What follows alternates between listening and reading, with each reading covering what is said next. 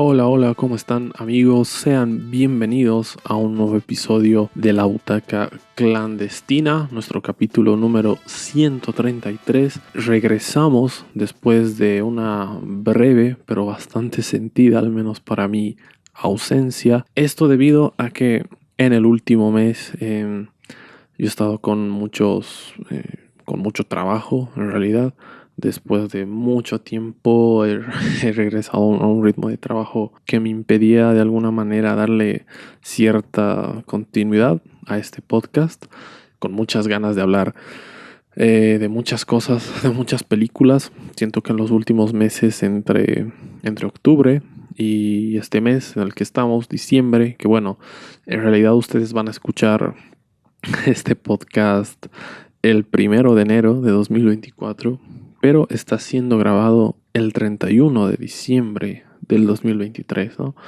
Es el primer podcast nexo entre años y también el primer podcast que se graba de madrugada. Se preguntarán por qué está sucediendo esto de repente. Y bueno, para mí, les explico, para mí es una casi costumbre los últimos 2 o 3 días del año ver películas que he querido ver durante todo el año y por cuestión de tiempo no he podido, ¿no? Y porque, claro, justo coinciden los estrenos en formato digital de muchas películas que llegan a cines en otras partes del mundo, pero generalmente, por lo menos acá a Bolivia, muchas veces no llegan. Entonces, ¿qué hago? Durante 2 o 3 días me maratoneo todas las pelis que quiero ver, de manera de cerrar el año contento, realizado casi. Y también sirve, ¿no? Para publicar los tops de fin de año que siempre hago. Que dicho sea de paso, este año no podrá llegar al 31 los tops, como es de costumbre, siempre los publicaba el 31. No será este el caso. Van a llegar el miércoles 3 de enero.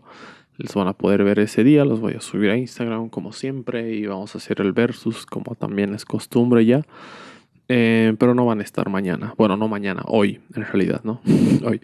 Es confuso esto de grabar en la madrugada, ¿no? No sabes si hoy es mañana o mañana es hoy. Hago esta aclaración sobre todo porque no sé, es fin de año, hay que hacer esas aclaraciones. Y también porque es fin de año, yo creo que se ha producido esta ausencia, ¿no? Había un podcast, bueno, varios. Primero estaba el The Killer, que por cuestiones de agenda no pude coincidir. Después estaba el de la segunda temporada de Bear, que lo mismo. Después quería hacer uno de Saltburn recién y se me juntó el trabajo y ya se me olvidaron las cosas que tenía que decir. Entonces fueron así como varios que casi llegan y no llegaron, ¿no? Y a ver, no ha pasado tanto tiempo. Fue la primera semana de diciembre que grabamos, pero yo lo he sentido como si fueran 3 meses, ¿no? Alguna vez ya lo he dicho cuando he vuelto de trabajar a grabar los podcasts. em, Así en semanas yo sentía que eran meses. Pero bueno, por eso es que estoy tan emocionado de grabar ahora. Perdón, se me echó así un prólogo un poco largo, quizás no tan largo como el de Érase una vez en Hollywood, pero se me está haciendo un prólogo un poco largo. ¿Sobre qué les voy a hablar en esta ocasión? Sobre Asteroid City, la nueva película de Wes Anderson, la más reciente película de Wes Anderson que no llegó a cines acá. Es justamente la situación que les comentaba. No llegó a los cines acá en Bolivia. ¿O sí llegó? No, creo que sí llegó, pero mucho después de su estreno, ¿no? No, sí, ya recuerdo cuál fue la situación con Asteroid City. Se confirmó en ciertas salas para una fecha, que era la fecha en la que se iba a estrenar en toda Latinoamérica. No llegó en esa fecha y después le estrenaron como 2 meses después, creo. Y, y claro, eh, para eso ya el interés de muchos se había esfumado.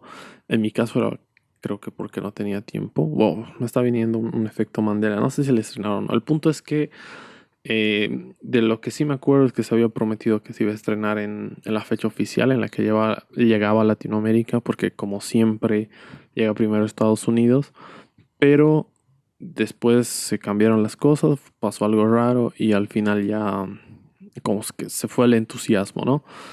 Lo que sí no acompañaba tampoco el entusiasmo eran las críticas. La crítica no ha sido nada amigable con esta película, al menos la mayoría, pero yo vengo a decir en defensa de Wes Anderson, como si hiciera falta, que esta es una gran película, ¿no?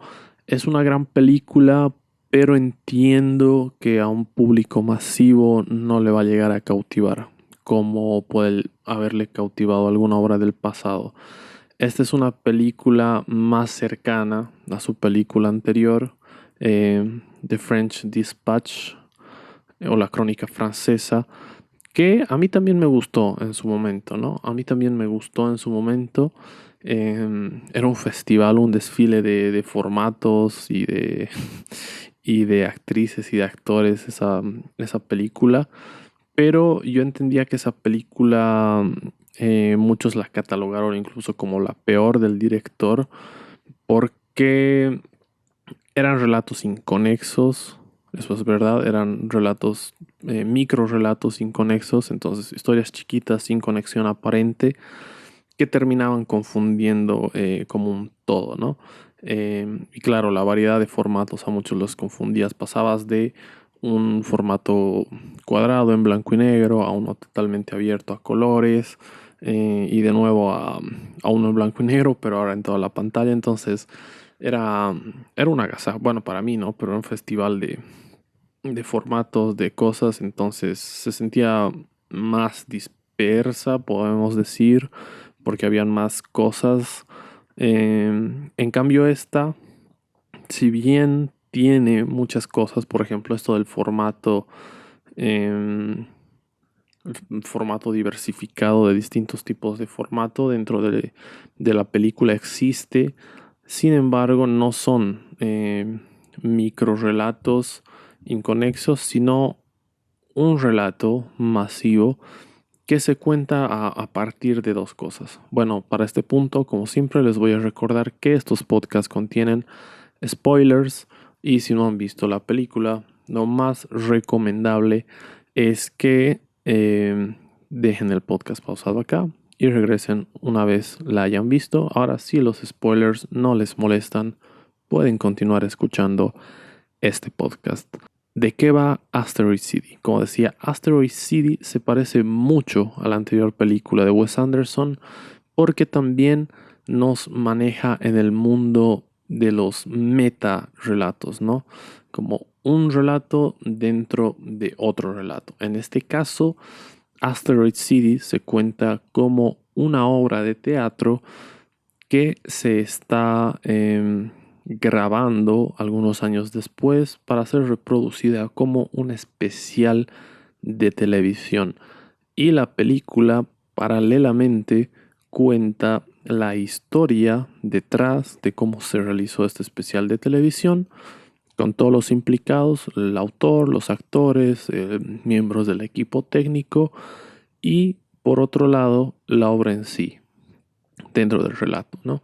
Entonces es como en sí la esencia de todo, yo creo, no es la historia que se cuenta dentro de Asteroid City, sino esta convivencia entre el autor y su obra, ¿no?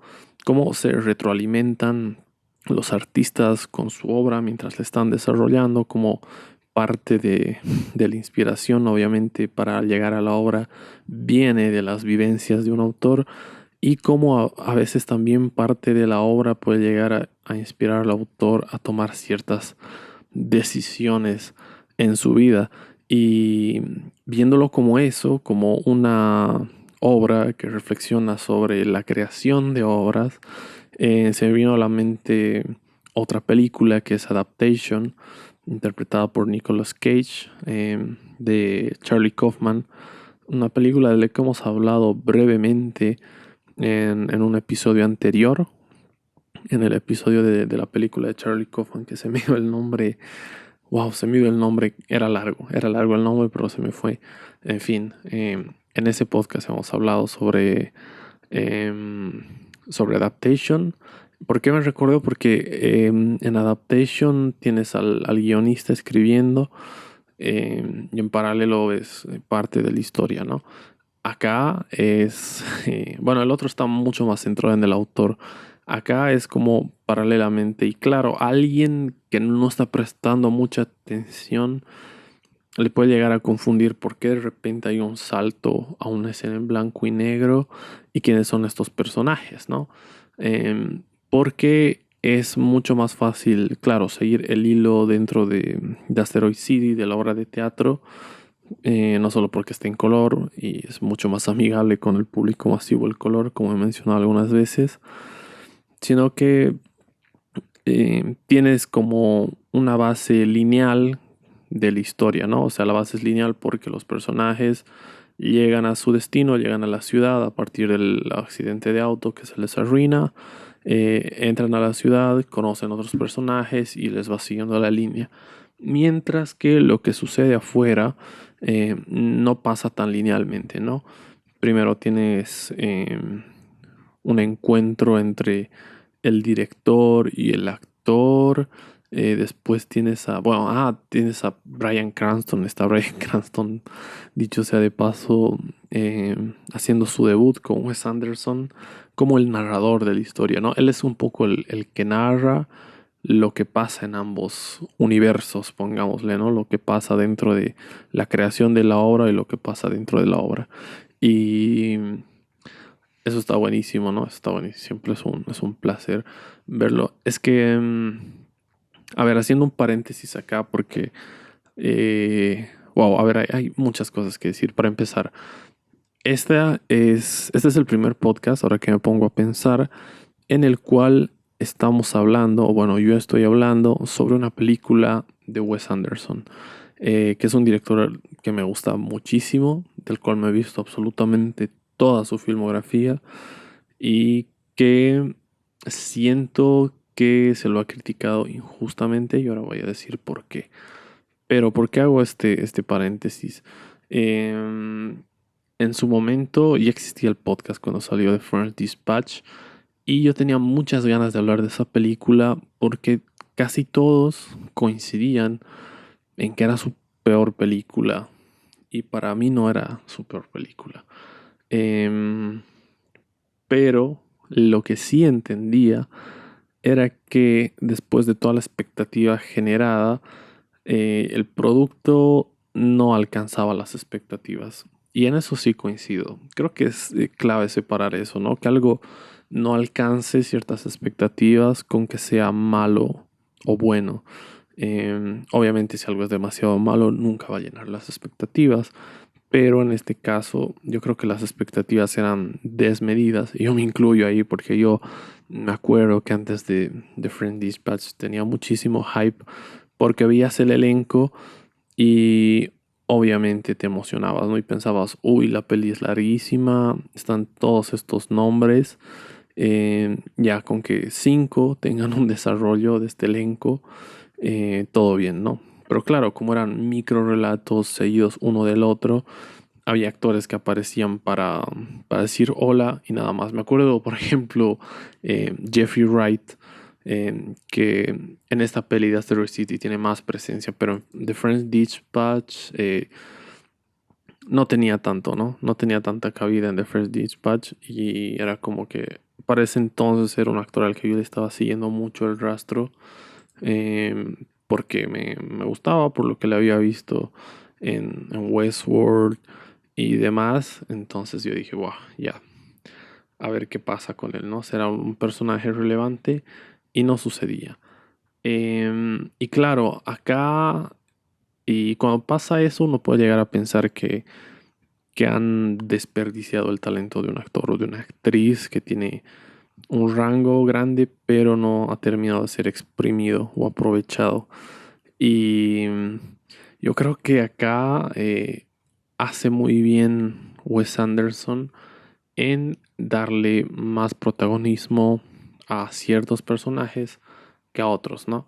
Digamos que el protagonista es Oggy Steinbeck, ¿no? El personaje interpretado por Jason Schwartzman, que regresa al protagonismo, ¿no? Es un actor fetiche, un actor recurrente de Wes Anderson, que estuvo en uno de sus grandes primeros éxitos como Rushmore.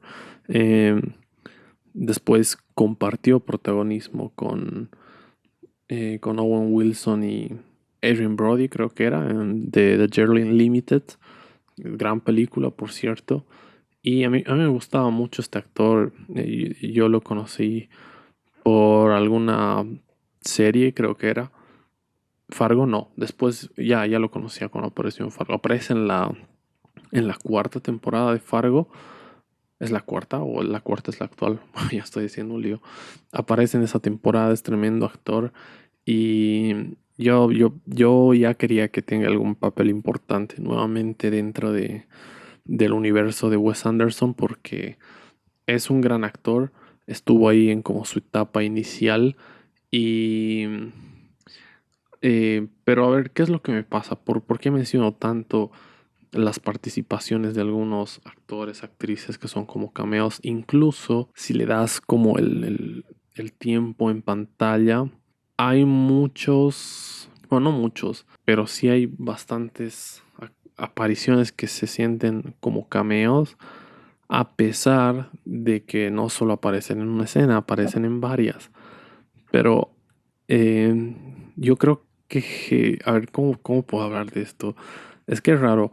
Si analizas los relatos por separado, o sea, el de Asteroid City, lo que ocurre dentro de la obra de teatro y en la construcción de obra de teatro, es como que no termina de cerrar. No sé si se entiende. O sea, para mí, lo que hace que esta película sea buena, sea completa y tenga su grado de complejidad también, es cuando juntas ambas cosas, ¿no? Si tratas de verlas por separado, es como que ninguno de los personajes alcanza un pico extremo de emociones. A eso me voy. No sé si estoy. Siento que estoy reflexionando, pero uy, así mucho, mucho. No sé si es por la hora. Discúlpenme si se está haciendo enredado para alguno, pero. O alguna, pero a ver, para ponerlo ahí en palabras simples, es como que. Como. Claro, como el relato va saltando entre lo que sucede en la construcción de la obra y la obra, y para que no sea tan confuso, se usa para uno blanco y negro y 4/3 y para otro pantalla completa y color. No hay donde perderse ahí. A lo que me voy es que, digamos, si tú editarías esta película y cortas y juntas todas las partecitas que están en blanco y negro y cortas y juntas todas las partecitas que están a color y las ves por separado, tienes dos películas a medio pelo, digamos, ¿no? O tienes dos cortos a medio pelo. O sea que están buenos, pero algo les falta, ¿no? Y obviamente lo que les falta es la parte en color. Entonces yo siento, o al menos yo pienso, que un espectador común le va a prestar más atención a la parte en color y a lo que es Asteroid City, por lo que decía, ¿no? Que es más fácil seguir el hilo de qué son esos personajes y esa es la historia y está continuando. No le va a prestar tanta atención a lo que está sucediendo en blanco y negro, quizás hasta empiecen a agarrar el celular cuando se ponga la cosa en blanco y negro. Y es ahí, en ese pequeño margen, en esa pequeña frontera de prestar atención a ambas cosas, donde yo creo que muchos han llegado a la conclusión de, "Puf, esta película eh, aburrida, ¿no? Esta película rara, ¿no? Estaba bonita la historia, pero no entendía por qué de repente se ponía en blanco y negro y aparecían unos personajes ahí que nada que ver. No entiendo, ¿no? Pero yo creo que es por eso que se la ha juzgado tan mal.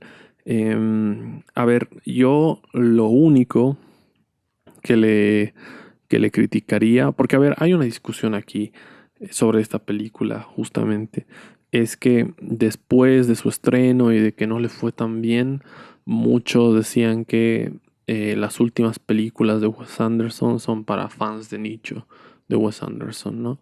Y que solo los fans de nicho de Wes Anderson las pueden disfrutar porque un espectador promedio no tiene ni puta idea de qué pasa. Y yo creo que eso no es cierto. Hasta cierto punto entiendo que esto que digo, los formatos y el estilo de la narración puede que no sean las películas así masivas o más accesibles a públicos grandes como fueron Hotel Budapest, por ejemplo, que tiene que ser su película más sonada y reconocida también. Pero esta película y la crónica francesa, yo creo que impactan no en un público de nicho de Wes Anderson, pero sí quizás en un público que tenga algún vínculo con lo que se está contando, ¿no? Por ejemplo, tengo un amigo, Cayo, que ha estado aquí un montón de veces, que le mando un abrazo, que hablando justamente sobre la crónica francesa, me había dicho que le encantó porque, claro, él trabajó durante años en el periódico, entonces se identificaba a full, ¿no? Con las cosas que sucedían, cómo se contaban ciertas cosas. Y claro, yo lo entendí. Y a mí me ha pasado que con Asteroid City me sentí identificado con esta búsqueda de los artistas y su convivencia con la obra, ¿no? Si bien el papel de Edward Norton no está tan desarrollado en ese sentido, ¿no? De esta crisis del autor, que yo creo que se podría haber explotado un poco más, ¿eh? Quizás ese es un punto más para criticarle, que podría haberse explotado un poco más, porque a mí me encantan las historias que tienen que ver con eso, ¿no? Ya les hablé de Adaptation, también Barton Fink, que es una película que a mí me encanta, de mis favoritas de los hermanos Cohen, que también tienen que ver con un escritor lidiando la convivencia con su obra y viendo cómo le afecta y viceversa, ¿no? Em, bueno, si nos vamos a casos más extremos, Synecdoche New York, también de Charlie Kaufman, que ya lo mencionaba, que esa ya no es convivencia con la obra, bueno, es convivencia también, pero ya es cuando la obra consume al autor, ¿no? Que no es el caso. En el caso de Barton Fink casi también es, ¿no? Como la obra consume al autor, pero siempre es interesante ver esta convivencia. También, bueno, All That Jazz, de la que he hablado alguna vez acá en el podcast también, que es esa relación de cómo intervienen mutuamente la obra y el autor.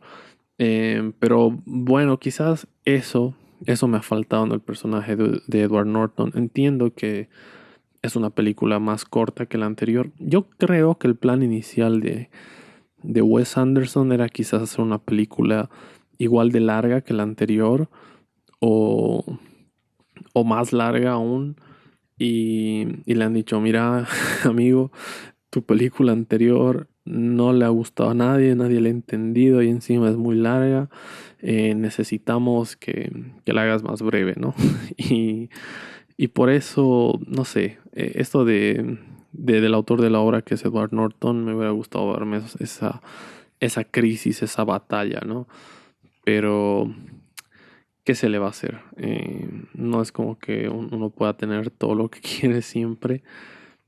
Pero bueno, en fin, yo creo que eso puede ser un punto determinado. Estaba revisando ahora. Ah, no, dura lo mismo que la crónica francesa. Hora 40 y... Bueno, la crónica francesa le sentí un poco más larga entonces. El punto es que... eh, ¿qué estaba diciendo? Ah, sí, eso de se puede mejorar, eso de la dualidad, la lucha interna cuando se crea algo. Pero a eso me voy, o sea, por ese lado yo he llegado a conectar con esta película. En el fondo sí, como decía inicialmente, es una reflexión sobre alimentarte de tu obra y que tu obra te alimente a ti, más que una historia sobre eh, gente que se pierde en medio del camino y y se quedan en una ciudad y generan una nueva comunidad y llega un alien. Porque, a ver, hagamos un ejercicio. A ver, si contamos la película solo como lo que pasa dentro de la obra de Asteroid City, igual es una historia interesante, pero no llega a ser una historia tan atrapante como lo es en su conjunto, ¿no? Es, a ver, una familia está de duelo, un padre y cuatro hijos están de duelo. En la mitad del camino se les pincha una llanta. Bueno, no, se les arruina el auto, se les pincha una llanta porque sale el motor ahí explotando después. Se les arruina el auto, se descompone, tienen que quedarse en esa ciudad mientras ven cómo llegar a su destino. Y nada, al final se quedan en la ciudad, se acostumbran. em, el padre se enamora, el hijo mayor también se enamora, se hacen amigos, son parte de esa comunidad, de esa ciudad. Y de repente llega un alien que se roba el asteroide, que es lo que le da el nombre a la ciudad, no asteroide. O sea, lo más grande que ha pasado en ese lugar es que acá hay un asteroide, porque literal es un lugar en medio de la nada, ¿no? Un lugar abandonado en medio del desierto. Entonces cae el asteroide y es lo más grande que les pasa. Y claro, ¿qué pasa? Llega un alien, se roba ese asteroide, pasan un buen tiempo diciendo qué van a hacer, meten a algunos en cuarentena, dicen que van a destruir todas las pruebas, como los gobiernos en la vida real, y que la información se va a revelar en millones de años oficialmente. ¿Y qué pasa? Cuando ya están como levantan la cuarentena y acabó todo el lío mediático con el alien, digamos que pasa de moda, eh, el alien regresa y devuelve el meteoro y lo lanza así como, ya toma su meteoro. Y otra vez, y ahí se arma el dispute, ¿no? Y ahí acaba. Eh, ahí se termina, o sea, sí, el padre se enamoró de la actriz, del personaje de Scarlett Johansson, que por cierto lo hace perfecto en esta película. No deja de sorprenderme en los últimos años, creo que ya lo he dicho, ¿no? En Marriage Story, Jojo Rabbit, en fin, un montón de roles que hace Scarlett Johansson que la rompe verdaderamente. Y y bueno, es como, está bueno, ¿no? Pero no funciona el uno sin el otro, ¿no? No funciona lo que está dentro de la obra con lo que está sin lo que está fuera, perdón. Y lo que me gusta mucho es que es, eh, es muy memorable. Bueno, visualmente es muy memorable, igual que todas las películas de Wes Anderson. Pero hay momentos ahí que se me han grabado mucho, ¿no? Algo que nunca se le va a poder criticar a Wes Anderson es el aspecto técnico. Em, es algo que es muy brillante, ¿no? De hecho, han usado ese argumento para destruirlo últimamente, ¿no? Porque decían, sí, son cosas bonitas, muy cinematográfico, muy bonito todo, pero no hay nada que contar, ¿no? Es la crítica que yo le he visto en Isla de Perros y la crítica que le he visto con la crónica francesa. Le han dicho exactamente lo mismo, ¿no? Sí, muy bonitas tus historias, Wes, pero digo, muy bonitas tus películas, muy coloridas, mucho paneo y mucho lenguaje cinematográfico, pero una cagada tus historias, ¿no? Es lo que yo he visto en internet, al menos, ¿no? Que esas dos no han tenido mucha aceptación. Quizás Isla de Perros un poquito más que la crónica francesa, pero igual, Isla de Perros en su momento era como que, uy, ya se le está acabando las ideas a Wes Anderson, ¿no? pero, pero no, para mí es un director que está más vigente que nunca. De hecho, este año también ha estrenado, ¿no? Cuatro cortos en Netflix, inspirados en cuentos de Roald Dahl, que son muy buenos, ¿eh? No se ha hablado mucho de esto tampoco. A mí me ha dado el efecto Mandela de pensar que Asteroid City estaba en Netflix. No sé por qué llegué a pensar que Netflix había producido Asteroid City, aparte de los cortos, digamos, y que estaba todo en Netflix, ¿no? Estaba todito en Netflix. Incluso a alguien, ya no me acuerdo a quién le he dicho, sí, Asteroid City está en Netflix. Así, así que una disculpa a esa persona por mentirle de frente. No tenía ni idea. Yo de verdad pensaba que Netflix, que la había producido Netflix, pero creo que la ha producido Universal. Sí, la produce Universal. Y, y la produce Universal y nada, me equivoqué ahí. Y nada, me pareció raro igual cómo empezaba la película, casi que exploto ahí el sistema de sonido porque ni durante el logo, ni durante los primeros logos y los primeros minutos o segundos de película y sonido. Y luego recién empieza a hablar Bryan Cranston, ¿no? Es rarísimo. Y lo que me pareció curioso de eso es que hay como un cartel cuando empieza la película que dice sala, sala sin sonido, sala prueba de ruido, algo así, que es desde donde están escuchando supuestamente, ¿no? Desde donde están grabando en el programa de televisión.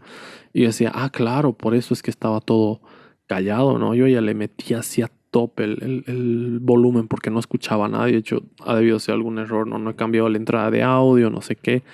Lo he verificado y claro, era por eso, ¿no? Es que el metalenguaje acá, si lo sabes reconocer, es una pasada, ¿no? Es una pasada. Es hermosísimo. Por ejemplo, una escena así, hablando del metalenguaje que me ha encantado, al final es cuando, claro, se encuentra el personaje de Margot Robbie, que es su esposa en la ficción. Y claro, él sale del set de grabación, va ahí a una terraza, a, a la parte trasera, así, a la escapatoria del set, y se encuentra con ella y dicen, claro, nos borraron la escena que teníamos juntos, ¿no? Y ella le dice, todavía uso una foto de ti. Y, y el personaje de Jason Schwartzman está tratando de encontrar la motivación de por qué su personaje mete su mano en una plancha, ¿no? Porque sucede de la nada, ¿no? O sea, él es un ex fotógrafo de guerra que, como ya decíamos, está de duelo, está con sus hijos en la ciudad y se enamora de una actriz y en un momento de repente él mete su mano en una plancha, ¿no? Y claro, ahí también se rompe el lenguaje de manera hermosa porque el personaje de Scarlett Johansson le dice, ¿por qué hiciste eso? Y él dice, no tengo idea. Y es como si en ese momento estaría hablando el mismo autor, ¿no? ¿Y por qué hace eso? No sé, pero... Ah, pero es un hecho, dice ella, ¿no? Es realmente así, metalenguaje. Y, em, y cuando está, bueno, regresando, era importante que mencione esto para entenderlo, ¿no? Porque no lo había explicado. Regresando a esta interacción que tiene con el personaje de Margot Robbie, le dice, bueno, como está intentando encontrar las motivaciones de su personaje, le dice, ¿y qué decía el diálogo que compartíamos? Y ahí habla como de un montón de recuerdos. Entre esos recuerdos se menciona una plancha o algo así. Y es todo un diálogo más emocional, ¿no? Y ese diálogo concluye con eh, tómame una foto, ¿no? Ella pidiéndole que le tome una foto y es la foto que sucede después. Entonces quizás esa foto de la que no tenías tú como espectador contexto mientras estás viendo la película, te la han explicado, pero te la han explicado fuera de la obra, ¿no? Como se entendía mejor, pero es una escena que se eliminó, entonces no se entiende más y lo único que queda de contexto de eso es una foto, ¿no? Brillante, o sea, eso me ha encantado. Es que es como cómo se modifican las obras y lo que termina llegando al espectador, ¿no? Realmente, claro, es como ver el detrás de escenas, las cosas que se han ido, eh, cómo han encontrado la motivación con eso del sueño inducido para que él pueda escribir en su obra sobre cómo realmente es ese estado. Que ahí hace una aparición cortita Willem Dafoe, pero igual la rompen. Es que Willem Dafoe puede aparecer y decir hola y, y darse la vuelta, irse en un monopatín y le tienes que dar un Oscar por eso, ¿no? Es que es tremendo este actor. Y bueno, por eso me ha gustado, ¿no? Por detalles como esos en los que ves lo que está detrás de la obra, los niveles del metarrelato, porque hay, por ejemplo, un momento en el que el personaje de Bryan Cranston, que es el relator, pero de todo, el que te habla de la obra y del detrás de cámaras de la obra, aparece en cuadro, ¿no? En medio claro, de la grabación del especial de televisión. Él dice, ¿esta era mi escena? Ah, no, no, no, esto no es mi escena, ¿no? Es como el relator dentro del programa de televisión, él, ¿no? Y el nexo que tienes tú con lo que está sucediendo ahí.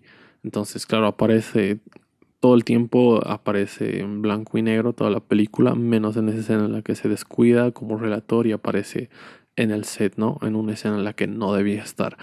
Eh, Eso está buenísimo. O lo mismo, ¿no? Esto de que cuando el personaje de Jason Schwartzman sale del set porque no entiende a su personaje, ves cómo se acerca como una puertita ahí, ¿no? En medio de las rocas y sale y ahí ya ves el set y ves todo y cambia todo, ¿no? Es espectacular, a mí me ha encantado de verdad todo esto. El uso de los formatos también, ¿no? Esta película la han tenido que grabar con distintos tipos de cámaras, porque por momentos se siente análoga, por momentos se siente digital.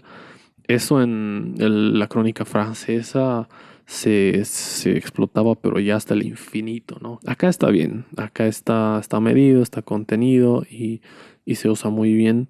Ah, bueno, antes de que me olvide lo que tenía que decir hace un momento, bueno, no hace un momento, hace algunos minutos atrás en este podcast y se me pasó la única cosa, sí, la única cosa que le puedo criticar a esta película, honestamente, es ciertos movimientos de los actores que a mi parecer le restan naturalidad al relato. Em, no sé si mientras veían la película les daba la impresión de que había ciertos movimientos en los actores y actrices que se parecían más a una de las películas animadas de Wes Anderson, ¿no? A Fantastic Mr. Fox o a Isla de Perros, que a una película live action. En ese sentido siento que claro, el despliegue a nivel de dirección ha sido mucho más exigente. Ha debido ser mucho más detallado, se ha esforzado más Wes Anderson porque no es algo muy perceptible en toda la película, pero hay ciertas escenas en las que sucedía y a mí me hacía un poco de ruido, ¿no? Por ejemplo, no sé, está hablando un personaje, bueno, están hablando dos personajes y tienen gente a su alrededor, entonces habla uno y todas las cabezas así como que giran de golpe hacia uno, ¿no? Habla el otro y giran hacia el otro. Eh, si bien muchas de sus películas tienen como este rasgo medio caricaturesco de los movimientos, acá ya llega un punto en el que, como decía, por momentos sientes que es todo muy maquetado, muy ficticio, y eso te saca un poquito del relato, ¿no? Al menos para mí.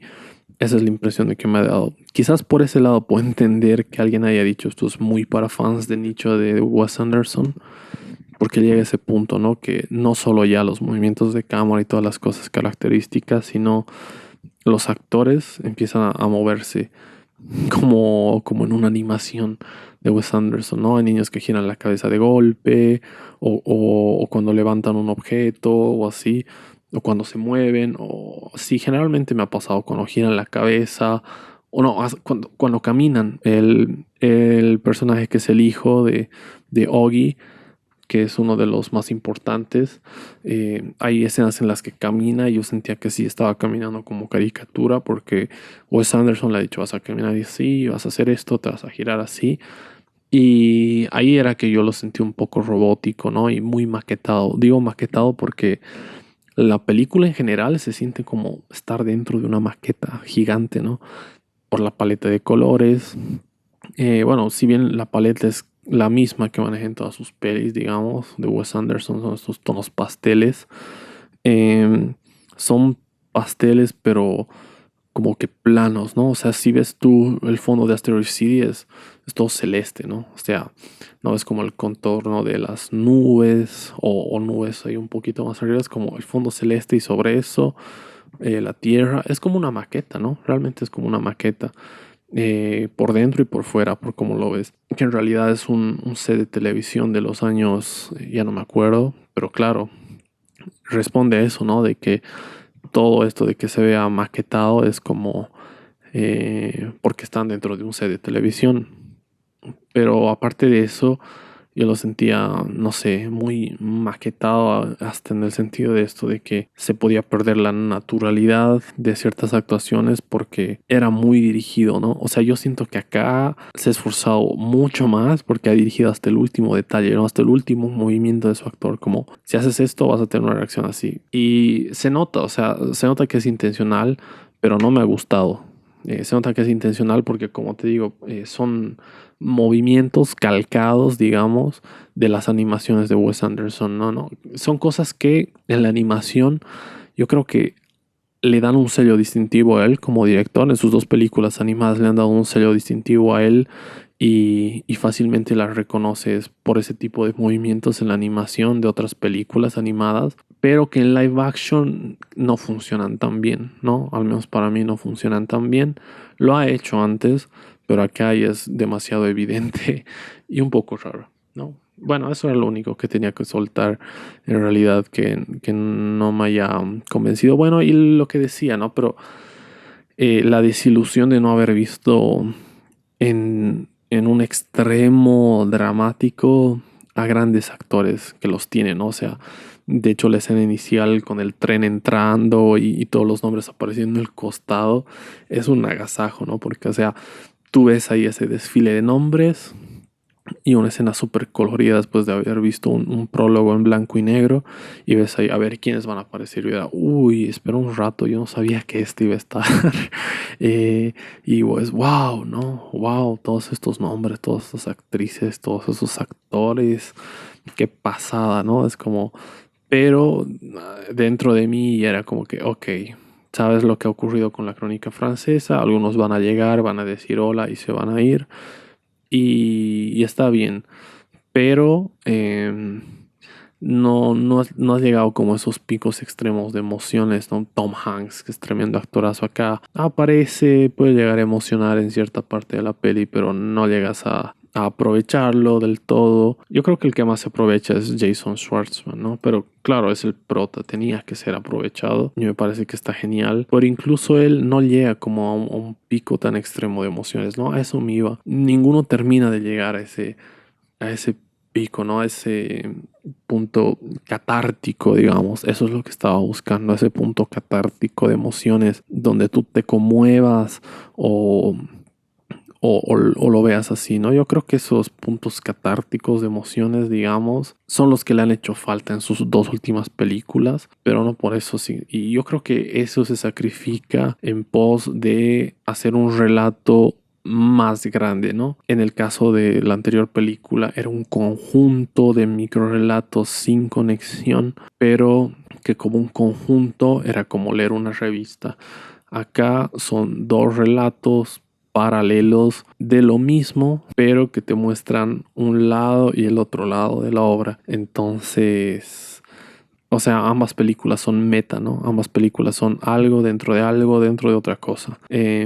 Y creo que por eso no se alcanza, ¿no? Ese pico, esa catarsis, esa emoción. Y eso puede ser lo decepcionante, porque tienes momentos emotivos, los tienes, ¿no? La interacción entre el personaje de Scarlett Johansson y el de Jason Schwartzman son muy buenas, ¿no? De hecho, se me ha quedado muy marcada en la retina cada vez que hablan y tienen este plano y contraplano con las ventanas que son como un cuadradito y al costado tienes más información, ¿no? Está como el resto del edificio y en una franja ya más delgadita a la esquina del fotograma está el paisaje natural, entre comillas, ¿no? Y en ambos casos son distintos paisajes, ¿no? Es una locura. Igual hay un plano contra plano de Tom Hanks y Jason Schwartzman en la primera interacción que tienen, que hablan, la pantalla está dividida en dos y hay como una franjita de un color debajo del cuadrado de uno y una franjita de otro color encima del cuadrado de otro. Y son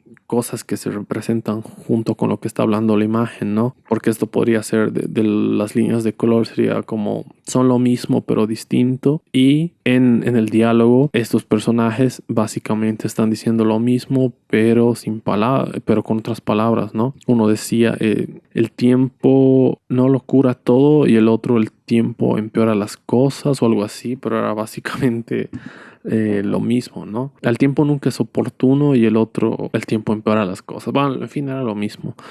Entonces es como en estas películas, en estas últimas dos, o sea, le ha agarrado el gusto Wes Anderson al meta relato, ¿no? A lo que está dentro de y a lo que estás contando sin decir las cosas. Yo creo que esto debido a la aceptación que han tenido obras como Érase una vez en Hollywood, que claro, le fue bien, pero tampoco le fue de maravilla, ¿no? O sea, no de maravilla con el público masivo, quiero decir, porque con los fans en general de Tarantino le fue muy bien. Pero claro, esa película, ya hemos hablado de ella, igual incluía muchos formatos, era meta, había cosas dentro de cosas. Y fue un éxito de taquilla y también fue abrazada por la crítica, ¿no? Que era algo que en los últimos años no venía haciendo Wes Anderson. Entonces yo me imagino, no sé nada, pero yo me imagino que motivado por ese éxito habrá dicho, ¿quieres una película meta, hermano? Yo te puedo hacer la reina de las películas metas, ¿no? Y al final, claro, no salió como le esperaba, pero si hablamos de meta y bien hecho, la Crónica Francesa tiene que ser una de las mejores películas metas que existen, ¿no? Cuando hablo de meta, por si acaso, me refiero a un relato que está dentro de otro relato y se rompen las paredes y suceden cosas de quién es el relator de la historia y de tú como espectador entre quién y quién estás situado, ¿no? A eso me refiero con los meta relatos.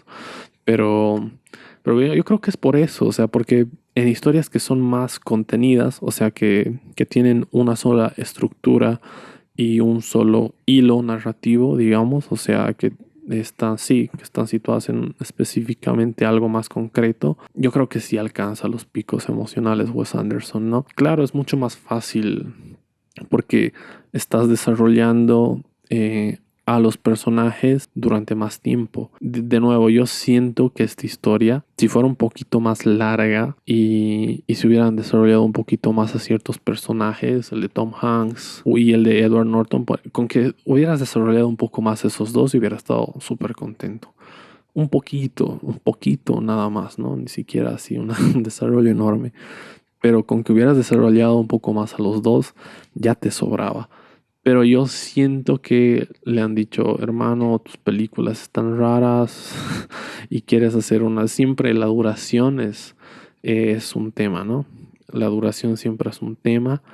Y no sé por qué no se le ha hecho producir por Netflix, porque Netflix da bastantes libertades en ese sentido. A Scorsese le han dejado hacer una peli de 3 horas y media casi, ¿no? O de 3 horas, que era el irlandés. Y bueno, y le han producido a Wes los 4 cortos, eh, pero no esta película. Yo siento que, no sé, me da la impresión de que estaba pensada tal vez para hacer una historia más larga, pero al final no se pudo dar y bueno, terminó siendo una historia más contenida, más chiquita y eso se siente.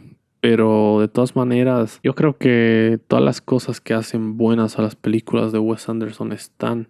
Solo le falta como ese extremo de emoción que digo, ¿no? Ese pico. Quizás ese pico sucede al principio y por eso no tiene tanto impacto, pero de que está, que es el momento en el que Oggy le revela a sus hijos que su madre está muerta, ¿no? Que no tenían ni idea. Ahí la actuación de Jason es buenísima, ¿no? Para mí es un actorazo, es que se lo infravalorado este actor. Bueno, es infravalorado. Se lo ha asociado mucho con ser un actor fetiche de Wes Anderson y nada más que eso, porque si no aparece como uno de los importantes en sus películas, por lo menos va a aparecer como el que te limpia ahí, ¿no? El set. Es que siempre está. No puedo pensar en una película del que no esté. Debe haber, pero está en casi todas él, ¿no? Está en casi todas. Hasta en el papel más chiquito siempre está. Entonces, creo que no se le da el valor que se merece este actor, la verdad. Porque es muy bueno. Nada, es que lo de los elencos de Wes Anderson, obvio, es ¿quién no quiere trabajar con este men, no? Es un genio. Y claro, ha ido cada vez a lo largo de su carrera como reclutando más y más talentos. Por ejemplo, acá debuta Maya Hawke, que nunca había hecho nada con él. Debuta Bryan Cranston con él. Scarlett Johansson. Creo que Scarlett Johansson también. Sí, creo que Scarlett Johansson tampoco había hecho nada con él antes. Bueno, Jeff Goldblum y Willem Dafoe ya estaban. Jeff Goldblum que aparece para decir. Esta es otra cosa de esto de los metarelatos que me ha encantado. Que dentro de la historia de Asteroid City, el alien, claro, aparece caracterizado como un alien. Es una animación, ¿no? No sé si es stop motion. Parecía stop motion y a veces 3D. Pero es una animación el alien, ¿no? O sea, no muestra su rostro. Y cuando rompen con esa parte del relato y sale al mundo de los escritores, de los creadores de la obra, está con el disfraz de alien pero sin la máscara y está diciendo: yo represento al alien como una metáfora, no como un alien, ¿no? Y le dicen: ¿una metáfora de qué? No tengo idea. Nada, es que es buenísimo. Hay chistes que me han hecho partir de risa, ¿no? O bueno, del inicio en el que hablaba eh, que está hablando con sus hijos, está hablando de que ha muerto su madre y les dice: está en el cielo, pero yo no creo en el cielo, pero ustedes sí, porque son presbiterianos. Nada, es muy bueno. Pues no, ¿por qué les decía esto de los actores y que digamos que no siempre alcanzan el pico extremo de emociones, pero tienen sus momentos? Definitivamente tienen sus momentos. Hay apariciones muy cortitas, como las que les estaba diciendo. Bueno, por ejemplo, Steve Carell aparece muy poquito. Aparece muy poquito Steve Carell, pero cuando aparece igual es bastante entretenido, ¿no? Es algo similar a Michael Scott, su personaje, porque es el tipo que está a cargo de un hotel o creo que a cargo del funcionamiento de la ciudad. Es como si fuera el recepcionista, pero de la ciudad, ¿no? O sea, les lleva cosas a las personas y está como Michael Scott en el sentido de que está tratando de lidiar con muchas cosas al mismo tiempo, pero es medio juguetón al respecto. No sé, me ha dado esas vibras y me ha gustado. Me ha gustado, pero de nuevo es como un cameo, ¿no? Lo mismo con este actor, Leaf, ¿cómo se llamaba? El que es el hermano de Wolverine en las películas. El que es el hermano de Wolverine en X-Men Orígenes Wolverine.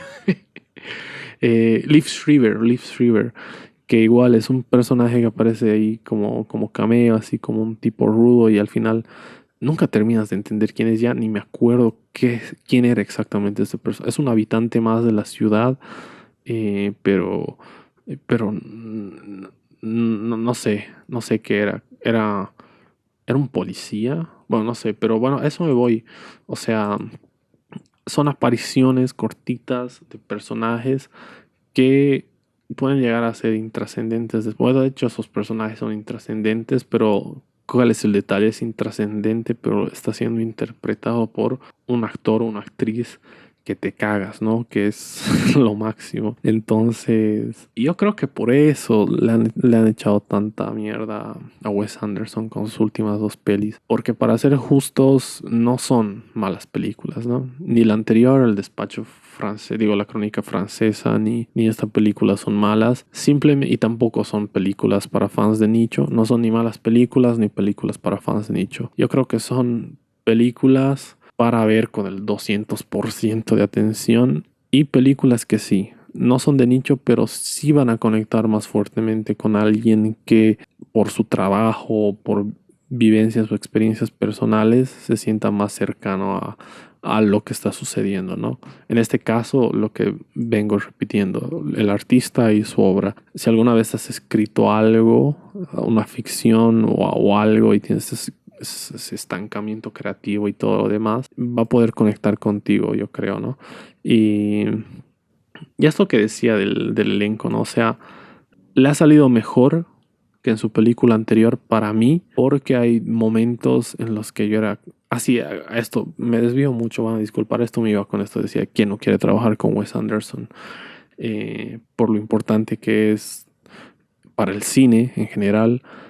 Una prueba de eso, ¿no? Es Benedict Cumberbatch y Dev Patel igual se han animado a ser parte de sus cortos. Ralph Fiennes igual. Ralph Fiennes, que yo he trabajado con él antes, pero Ralph Fiennes es Roald Dahl, ¿no? En estos cortitos de Netflix es Roald Dahl. Y dicho sea de paso, uno de esos cortos debe ser la adaptación más oscura que ha hecho Wes Anderson, ¿no? El de El Cisne, si me parece bien el nombre, no sé, pero ese que está basado en una historia real es lo más oscuro que tú vas a ver que haya hecho Wes Anderson, ¿no? Entonces, nada, todo eso a mí me vuela la cabeza. O sea, que cada proyecto que saque sí sigan todos los grandes actores que he ido reclutando a lo largo de su filmografía y de su carrera, pero también todas las superestrellas actuales se le sumen sin problema. Da como resultado esto, ¿no? Que sientas que algunos no han terminado de explotar en la película, pero también momentitos en los que tú dices, ya, esto solo se lo pueden permitir 2 o 3 directores en Hollywood, ¿no? Solo 2 o 3 pueden darse el lujo de hacer esto. Por ejemplo, inicia la película, estás viendo a Bryan Cranston hacer una introducción y de repente un paneo, ¡pum! ¿Quién está ahí? Edward Norton.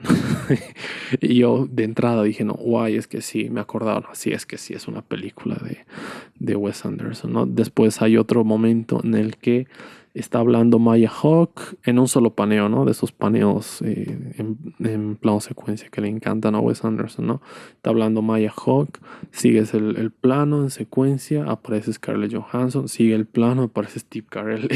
En esos 2 planes he dicho, bueno, es que este tipo te lo dice, ¿no? Es que soy Wes Anderson, mira mi plano con 10 superestrellas y sin cortes. Y aquí lo he disfrutado más, ¿no? Acá lo he disfrutado más, acá lo hace más disfrutable. Pongámosle que el ejemplo medio absurdo, pero pongámosle que tú eres fan de Marvel y el equivalente a un muy fan del cine que se sabe los nombres de todos los actores y las actrices y los conoce y los ves juntos, ¿no? En un gran evento masivo, en un spin-off. y eso sucede aquí, ¿no? Sucede ahí el encuentro, que en la peli anterior claro, no era al mismo tiempo porque eran historias individuales, entonces eran personajes separados, ¿no? Acá es así, todos los actorazos y actrices así juntos y en un paneo te muestro unos 3 o 4 y en otro te muestro otros, ¿no? Y eso me pareció disfrutable, ¿no? Para mí era realmente el equivalente, ¿no? A ver ahí un evento masivo de Avengers, porque, uy, mira, aquí está. Y por eso. Pero en fin, esa es mi opinión sobre esta película, sobre Asteroid City. La verdad es que extrañaba mucho hacer este podcast. Discúlpenme si me he puesto a divagar mucho. Debe ser la hora, es madrugada. Es que he terminado de ver la peli y he dicho, ya voy a hacer un podcast. Un poco motivado ahí por la chispa, ¿no? Bueno, porque todo ya estaba instalado. Que unas horas antes grabé con Lucho, que me invitó a ser parte de su podcast de fin de año. Hablamos sobre unas series que ustedes las van a tener en el top que voy a hacer de lo mejor de 2023, que va a estar junto con el de las películas, que obviamente va a estar en base a las listas de Instagram que voy a subir. Pero claro, me invitó a ese podcast, ya tenía todo instalado. No grababa hace mucho tiempo, como les decía, y ahora tenía tiempo y aparte ya estaba todo puesto. Entonces dije, ya, qué putas, ¿no? Grabaré, ¿qué importa? Sí. Pero son las 3 de la mañana, Fabio, y si despiertas, ay, ¿qué importa? No, perdone si estoy despertando a alguien ahorita. Lo siento, familia, pero bueno. eh, nada, estoy feliz de haber podido grabar nuevamente. Espero que hayan disfrutado mucho este podcast. Y bueno, qué manera de cerrar el año para mí, ¿no? Para mí, porque esto ustedes lo van a escuchar ya iniciado el 2024. Pero justamente por eso les deseo que, bueno, arranquen el año con toda la energía, todas las ganas de mejorar las cosas. Yo la verdad vengo en una buena racha, sí, las cosas han mejorado, pero obviamente cuando mejoran y hay movimiento siempre hay menos tiempo para hacer todo. Entonces, nada, disculpen la ausencia. Probablemente yo le he sentido mucho más que ustedes. Estoy seguro que yo le he sentido más que ustedes, porque cuando grababa este podcast con Lucho. Bueno, era un directo de su canal de Twitch, pero cuando grababa con él era como, sentía que habían pasado 3 meses, ¿no? Y eran 3 semanas en realidad. Pero bueno, la verdad es que me apasiona mucho esto. Tenía en mente muchas cosas que se van a quedar, ¿no? Y que van a explotar en enero. En enero van a tener así metralla de contenido porque hay muchas cosas que incluso ya están grabadas, pero no han salido, incluyendo ese especial de los 100 que ya van a llegar a 120, creo. Pero los 100 de YouTube, que primero era un video sobre, bueno, ahora ya lo puedo revelar porque ya cambió la idea. Primero era un video sobre cines locales de acá de Cochabamba. Fui a hablar con un par, los dos me dijeron, ok, te avisamos, y no me dijeron nada más. Y me faltan, bueno, el resto, ¿no? Pero esos dos, que no voy a decir cuáles fueron, es como que sí, todo lindo, pero aquí no vas a grabar, ¿no? Bueno, entre ellos, porque a mí no me dijeron nada. Entonces, bueno, descarté esa idea, estoy haciendo otra cosa, la van a poder ver al año. También el podcast, bueno, los podcasts del Padrino, que ya tengo incluso confirmados y reconfirmados a los invitados que van a estar. Y bueno, el podcast que quería hacer de Killer, el podcast que quería hacer de Saltburn, todos estos podcasts que quería hacer. Bueno, este era un pendiente, bueno, pero este era un pendiente que quería hacer sin haber visto la película, ¿no?